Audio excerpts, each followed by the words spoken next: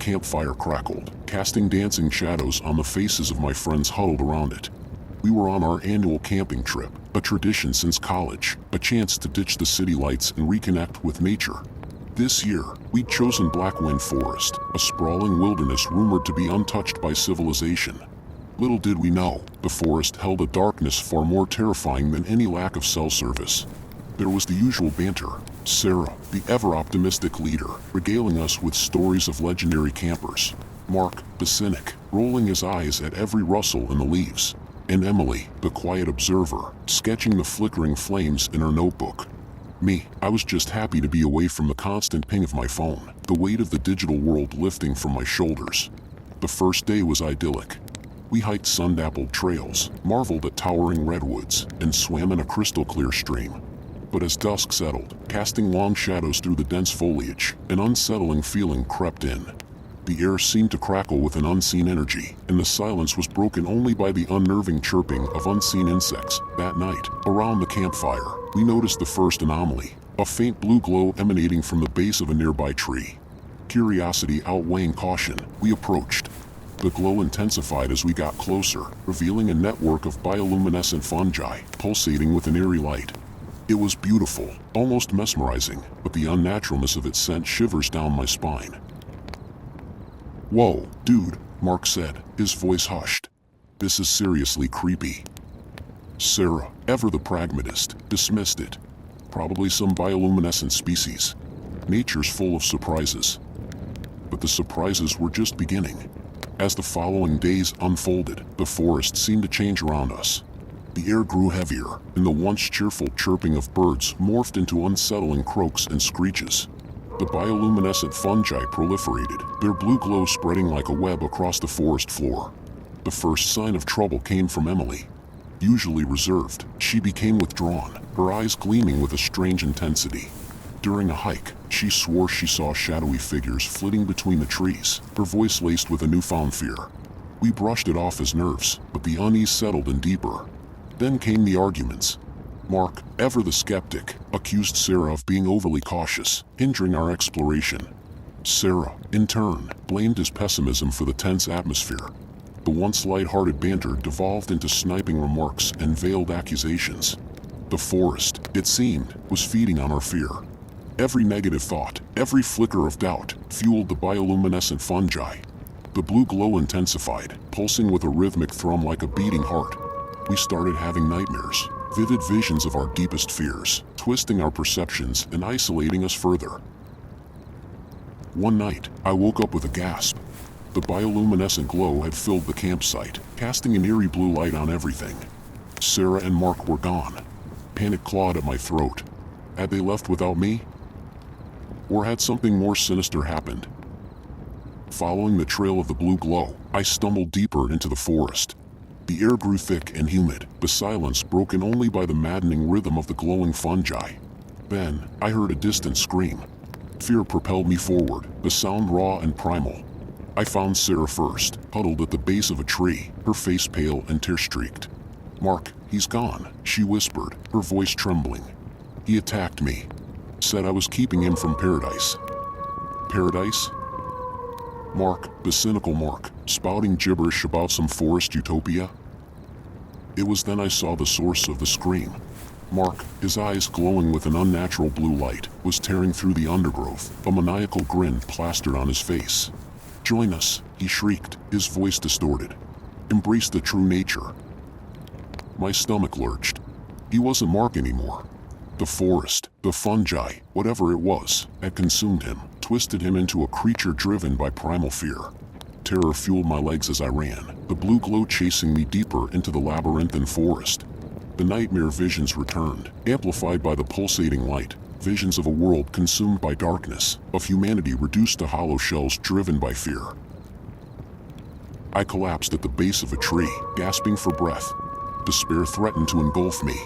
But then, a memory surfaced, a documentary about bioluminescent fungi, their sensitivity to light. Hope, a fragile flame, flickered in my chest. I fumbled in my backpack for my phone, a useless brick without signal, but it still had a flashlight. With trembling hands, I switched it on, a weak beam piercing the blue haze. The fungi surrounding me recoiled from the sudden light, their eerie glow flickering and dimming. A desperate plan formed in my mind. There was a small clearing nearby, a sunlit patch Sarah mentioned finding earlier. If I could reach it, maybe, just maybe, the sunlight would be strong enough to drive back the fungi's influence. Scrambling to my feet, I used the flashlight as a beacon, weaving through the undergrowth. The air throbbed with the pulse of the fungi, and disembodied whispers filled the air, a chilling chorus of Mark's manic laugh and Sarah's terrified pleas. But I pressed on, fueled by a desperate hope. The trees thinned, and I stumbled into the clearing just as the first rays of dawn pierced through the canopy. Relief washed over me in a wave as warm sunlight bathed the clearing. The blue glow retreated, the oppressive atmosphere lifting. In the harsh light of dawn, the campsite looked eerily peaceful.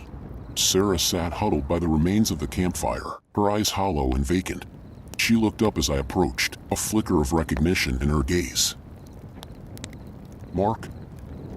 she rasped, her voice barely a whisper. I shook my head, the weight of what had happened settling in. "He's gone, Sarah. The forest." Tears streamed down her face, silent and heavy. We were the only survivors, the forest claiming another victim to its insidious game of manipulation. Days turned into weeks as we waited for a search party. The sunlight seemed to keep the fungi at bay, but the memories haunted us. Sarah remained a shell of her former self, forever lost to the darkness of the forest's influence.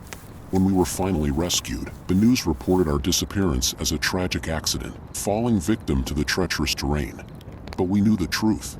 The forest held a darkness that preyed not just on the body, but on the mind, twisting reality and feeding on fear. As much as I wanted to forget, the whispers grew louder with each passing night. They weren't just Mark's voice anymore. They were a cacophony of anxieties, student loans, job insecurity, the gnawing uncertainty of the future.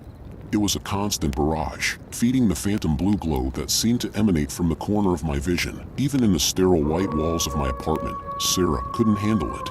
She was interned, lost in a dreamlike state where the forest reigned supreme. I visited her, the sterile hospital room a stark contrast to the wild, pulsating darkness we experienced. Her vacant eyes held a terrifying glint, the blue glow, faint but undeniable, emanating from within her pupils.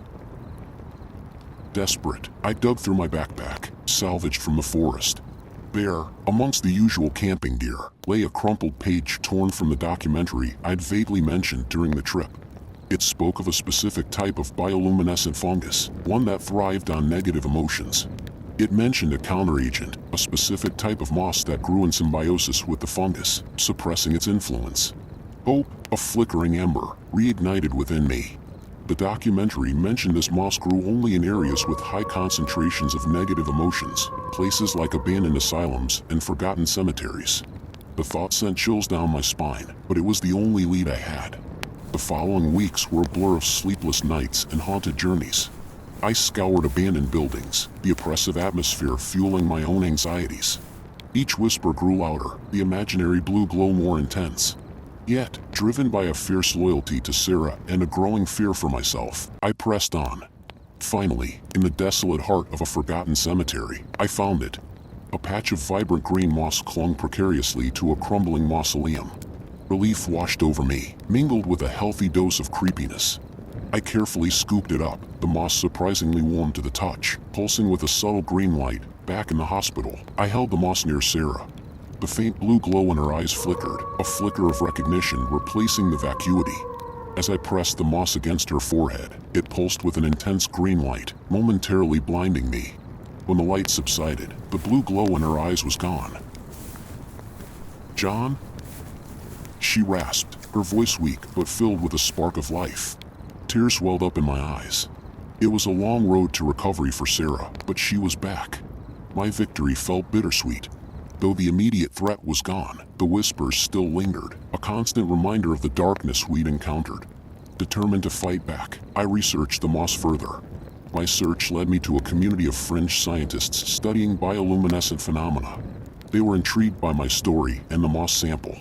We formed a tentative alliance, sharing knowledge in the hopes of developing a way to combat the forest's influence.